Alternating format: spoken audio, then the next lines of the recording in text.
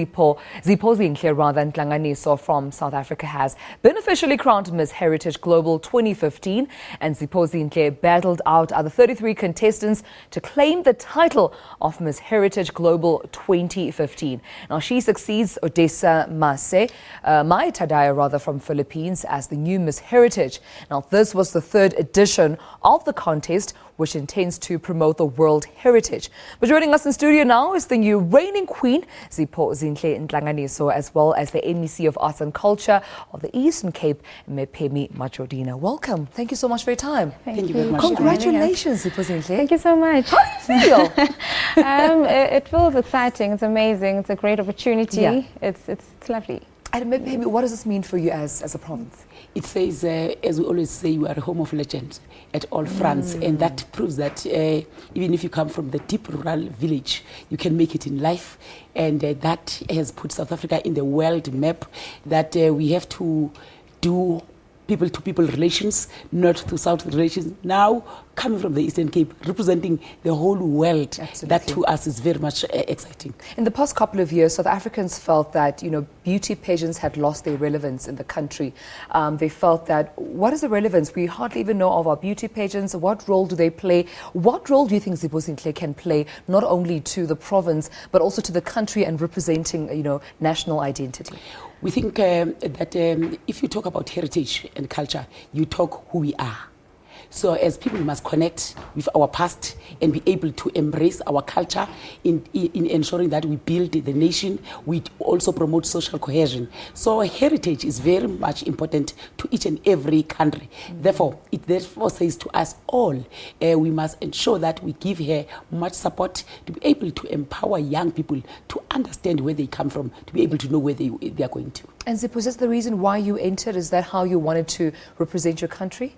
Definitely, and just to also move away from the stereotypes. I mean, beauty, we've got a lot, if you look at worldwide, we've got a lot of beautiful women, but that's not what we need. If you want to change the world, if you want to impact the world, you need something that you can deliver, something tangible that you can deliver. So I believe so much in women empowerment. I think that's the one reason why I'm here. That is the one reason why I'm in this journey, women empowerment. And how was your journey building up to the win? Building up to the win, there was a lot of work. I've had to actually cover myself under the wing of such great women, because we don't know everything. If we're talking heritage, you have to consult people, like those who've been there before, those who've paved the path. So it's been an amazing and open, a mind-opening journey for me.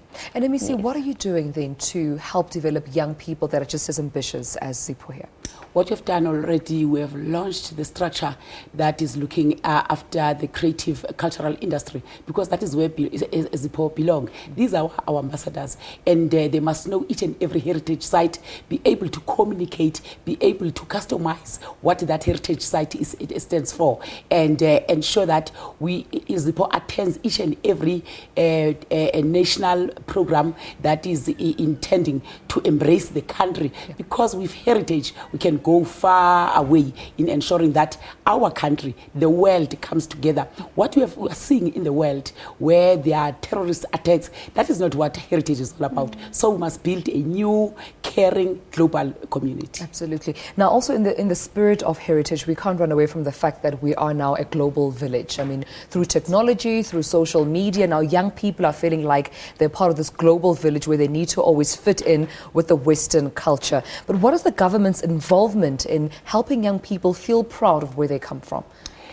In the curriculum, we are saying the issue of the subject of arts and culture must be integrated in the curriculum, so that people must be able to talk from the known to the unknown. That's what is very much important, because if you are talking about the lost generation, it can only be the generation that does not know where it comes from.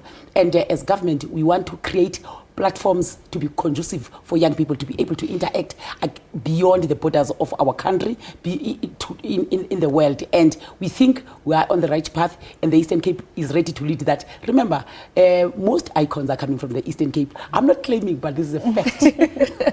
That is so true. Zipho right here is one of the ambassadors. Now that you're a true ambassador, especially one for heritage, I mean, what are your plans moving forward? Not only for yourself, but other young women around you. As you mentioned, you're passionate about women empowerment. What are your plans to promote heritage amongst women? The one exciting journey, exciting part about this journey is my involvement with the United Nations, New York next year, where I'll be addressing them in the summit there. So for me, before anything else, before you go and throw anything else out there, you yourself have to carry it. You yourself have to be an example. So for me right now, my focus is on actually like working on myself to be an example, that example.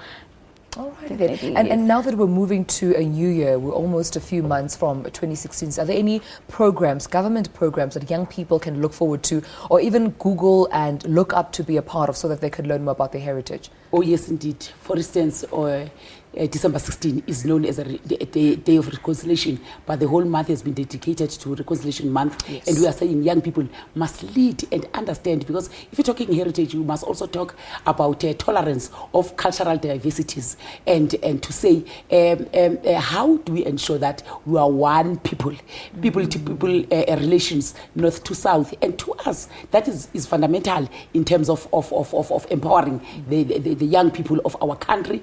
And central to that, it is humanity, umuntu. Yes. And if umuntu akabaza abanye abantu, you cannot have your own heritage because you don't respect your own self. And we are saying, as we are approaching festive season, it is not cool really to see a young person very drunk, not knowing his or her own name. That is not our heritage, that is not our culture.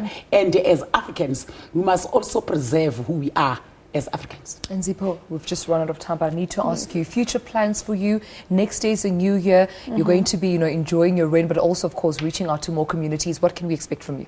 What you can expect from me, like I've alluded earlier, is more and more involvement with big organizations like We in India, where we work with women empowerment and just we're preaching the gospel that we should eradicate child trafficking, and we advocating for women education and to eliminate women illiteracy. So those are the things you can expect me to be more and more involved in such projects. All right, I wish you all the best. Thank you so much. Global Ambassador for South Africa. Thank you so much for your time. Thank you. And MEC, thank you so much for joining us. Thank you very much, and the viewers at home. Let's rally behind Zipho. She's representing the world now on behalf of our South African citizens. Thank you so much. Couldn't agree more. Thank you so much. Well, that was the new reigning queen of Miss Heritage Global 2015, Ziphozinhle Ntlanganiso, as well as the MEC of Arts and Culture of Eastern Cape, Pemmy Majodina. Well, that's